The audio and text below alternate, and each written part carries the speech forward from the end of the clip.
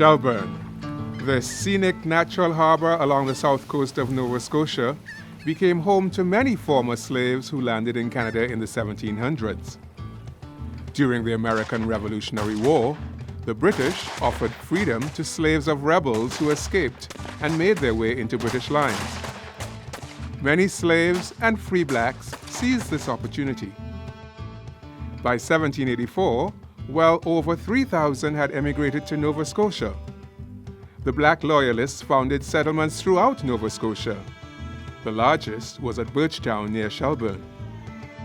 The 1,500 Birchtown residents earned their living through fishery, cutting wood, clearing land, hunting, and as domestic servants and day laborers.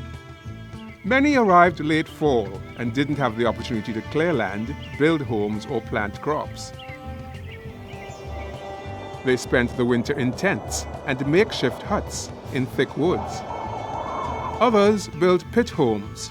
Those were holes dug in the ground with a roof overhead.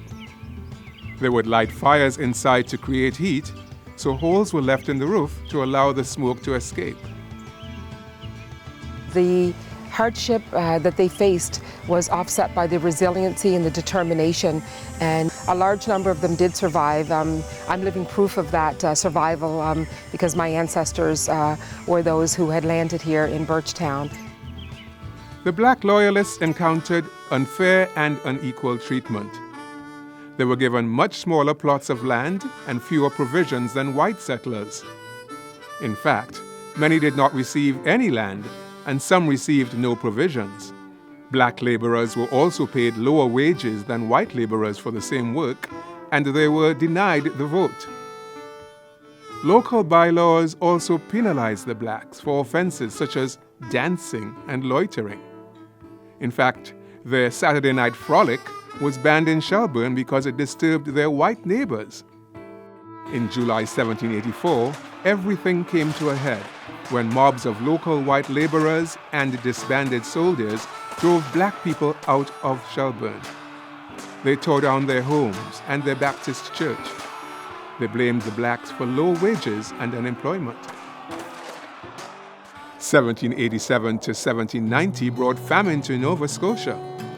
The winters had been long and cold, affecting attempts to farm the land.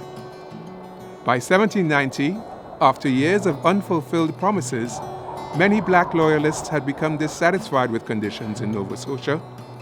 Roughly 1/3 of them accepted the offer of a British anti-slavery organization to resettle in Sierra Leone.